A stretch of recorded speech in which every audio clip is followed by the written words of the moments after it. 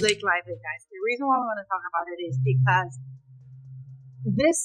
you and I had a nice chat about this. Remember, Pat? That last year fired Justin Baldoni after, in his lawsuit, it was alleged that Ryan Reynolds pressured the company to drop him. So many text messages and things in it. Blake Lively's did as well, not quite as long.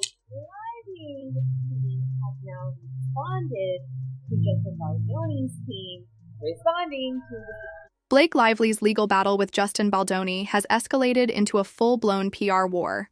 What began as a legal dispute has now turned into a fierce struggle to control the narrative. However, Lively's latest move may have backfired. Reports are circulating that her team allegedly planted a fake story to discredit Baldoni and sway public opinion in her favor. While this calculated tactic was seemingly intended to undermine Baldoni's credibility, it has instead sparked even more questions about the lengths Lively is willing to go to win this case. Some important text messages, and here they are over here. That later in the same conversation, the PR specialist said, "Damn, this is unfair because it is also not me. Everything now looks like it's me. Maybe not to you." And then the person who is the regular PR person for Baldoni says, "No, it totally does look like his side." So what the Baldoni side is saying is, you left out certain text messages, Blake Lively, and by doing that, you made it look like you were saying that's why you hired me. With new text messages surfacing as evidence of defamation, legal experts are now questioning Blake Lively's approach, while concerns over the legitimacy of her PR tactics continue to grow. It's becoming increasingly clear that Lively and her team are running out of options. In a shocking twist, Lively and Ryan Reynolds have reportedly demanded additional receipts against Justin Baldoni, allegedly to strengthen their case. But if Lively's case were truly solid, why the need for more evidence? This move suggests that her team may be struggling to build a strong argument and is instead grasping at straws to shift the blame. We demand to really scroll through and see all of Blake's messages to Ryan to see if they were in cahoots to destroy Justin. Is there a version where that can happen due to what Blake did?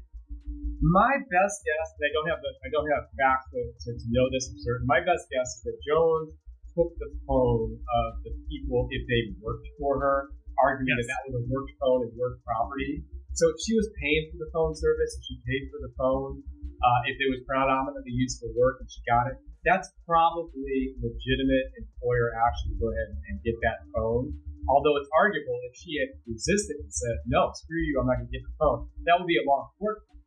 And maybe she would get it, and maybe she wouldn't. Maybe she would get part of it, and maybe she wouldn't. But she didn't do that. She turned it over. I don't think that evidence is going to get excluded on that basis. But, going back to your original point about this sort of how's this shaping up, those things are going to be embarrassing. So the text between Blake and Taylor, if they are talking crap about Justin, that could be admissible?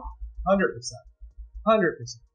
And those are the communications where I think you're going to see freedom go from the jugular, because those are not embarrassing only to life. They're going to be embarrassing to other people who care about their reputation. And I think that's where you're going to see some leaks that are going to come out of this discovery process that are going to be mind-blowing, because those texts can start coming forward. That's interesting, because they talked about trying to make sure there was protection to all the celebrities involved in the last hearing. Can they put that in place? Can they say, listen, Taylor Swift isn't involved and her text should be excluded? Or is that kind of impossible since she's now a public figure? And if she's involved, can that stuff leak? First of all, it's basically impossible to protect Taylor Swift, because now she's part of the allegations complaint. Blake Lively isn't the only one facing a major PR disaster, but her case is currently drawing the most attention as new details emerge about her team's alleged attempts to manipulate the media. With public trust rapidly eroding, this latest revelation raises a critical question. Could this be the final straw that permanently damages Lively's credibility? Blake Lively, guys. The reason why I want to talk about it is because you and I had a nice chat about this. Remember, Pat? Mm-hmm. Yes. Now apparently there was a judge that I'm pretty sure that everybody here in the chat knows about this case, right, guys? Right? Mm-hmm. I believe Blake Lively is just as bad, if not worse, than Meghan Markle. Or they're both the same level, because I believe Blake Lively is a big fat liar and she's the one who created everything. What do you think? Yes, I personally believe something went amiss on set where she started falling for this guy, Justin. And when he did not advance her... Reports now suggest that Blake Lively and Ryan Reynolds' agent is allegedly gloating about firing Justin Baldoni, adding fuel to speculation that this entire situation is being carefully orchestrated. If this is a deliberate attempt to isolate Baldoni, it indicates that Lively's team is doing everything in their power to ensure he loses this battle. But will this strategy work, or will it only further expose their desperation? Last year fired Justin Baldoni after, in his lawsuit, it was alleged that Ryan Reynolds pressured the company to drop him. And just now, the head honcho at William Morris Endeavor is gloating about getting rid of Justin Baldoni. And not only that, mocking him along the way. Ari Emanuel was a guest on a podcast, and he said, I mean, it's an effed up bad situation what Baldoni, whatever his name is doing. What a petty man. I'm the one with the nickname, okay? You should be a respectable professional. He said, I know Blake. I know Ryan. They're good people. No, I don't think so. I really don't think so. It's clear also that Ari Emanuel did not see the former assistant director on her movie A Simple Favor alleging bullying. And happy that karma finally found its way to Blake Lively. It's clear that Ari Emanuel, who said in this chat that he's only known Blake Lively for a decade, isn't aware of the interview from 2009 where Penn Badgley's ex-girlfriend said on the record to Glamour magazine that she poisoned the minds of her Gossip Girl co-stars against Blake Lively. Baldoni's legal team has now released new text messages that they claim prove Blake Lively engaged in defamation. If these messages are as damaging as they seem, they could have serious consequences for Lively's legal defense. With mounting evidence against her, could this be the moment Baldoni finally gains the upper hand? It is so detailed, has so many text messages and things in it. Blake Lively's did as well, not quite as long, but still they're huge. So we can't just cover everything in one night. I'm breaking it down into little bits so I can explain it and we can talk about what it means. So I want to start by talking just for a second about what is defamation, because that's what Justin Baldoni says Blake Lively did. Blake Lively and all the other people being sued. So Blake, according to what Justin Baldoni is accusing her of, he's saying that she made false statements to the New York Times and others, that she knew these were false statements, and that she was, or at least that she had some serious doubt. Despite her aggressive legal strategy, Blake Lively has suffered yet another courtroom defeat. Her attempts to control the case from behind the scenes are clearly failing, and with each new loss, the situation grows increasingly dire. As legal setbacks continue to mount, the question remains, how many more can she afford before everything collapses? When it comes to Blake Lively and Baldoni and Colleen Hoover, let's start with Colleen Hoover. So, she's back on Instagram. She's back again. Colleen's back. And so Colleen Hoover has rejoined Instagram, but she made sure to remove all of her photos with Blake Lively, with fake Lively, snake Lively. What do we call it? We need to decide. We need to make a decision on what are we calling her, fake Lively or snake Lively? We know he's crying Ryan Reynolds. That's fine. Crying Ryan, both crying Ryan. But why can't I see Colleen on IG? Oh, did she block you, Lainey? Maybe she blocked you. She probably blocked you. As tensions rise, Blake Lively has responded to Baldoni's subpoena objections while also facing the potential fallout of HR complaints. What began as a battle over reputation has now escalated into a larger issue of corporate ethics and legal accountability. With the stakes higher than ever, the question remains, can Lively's team navigate this growing mess, or is this the beginning of the end? Or is this a permanent... funny, charming Canadian man. And that's Blake. That's Blake Lively. She is basically, for all intents and purposes, Serena Vanderwood, but less scandalous. Or her brand always was like that, less scandalous. She still has the aura of it girl around her, even though when you look at her actual career, it's not A-lister impressive, in my opinion. She's an A-list Hollywood star without the A-list Hollywood projects, particularly recent projects, to kind of back that up. But that's partly because of how iconic and powerful Gossip Girl was and her character Serena Vanderwood was. It was huge. So, what's the situation? Why have a hit girl, fashionista, fun, I'm married to Ryan Reynolds and Taylor Swift and Gigi Hadid and my besties, her Givenchy sparkle boots? You know, the kind of sparkle boots that only an A-list actress could be able to afford? And her normal girl character she's playing, the Givenchy sparkle boots are a key part of the film. Even media powerhouses like Megyn Kelly are now questioning whether Blake Lively's career can withstand this legal scandal, as her public image lies in ruins. With her reputation hanging by a thread, the looming question remains, can Lively recover from this, or is this a permanent stain on her legacy? Blake Lively and Justin Baldoni were the stars of the film, and Baldoni directed it. They didn't get along. Apparently, rumors of a feud began during their promotional tour in August 2024. There was speculation that Blake Lively had actually brought in her husband, Ryan Reynolds, to help take over creative control of the film, and Baldoni wasn't showing up at press events. And then, Baldoni hired Johnny Depp's crisis management and PR professional, a person named Melissa Nathan, to represent him. Lively herself was doing some kind of strange things during her press tour. She was criticized for her tone-deaf approach to the movie, which is supposedly a fairly serious movie about abuse and all the rest. Here, for example, she was doing a strange interview.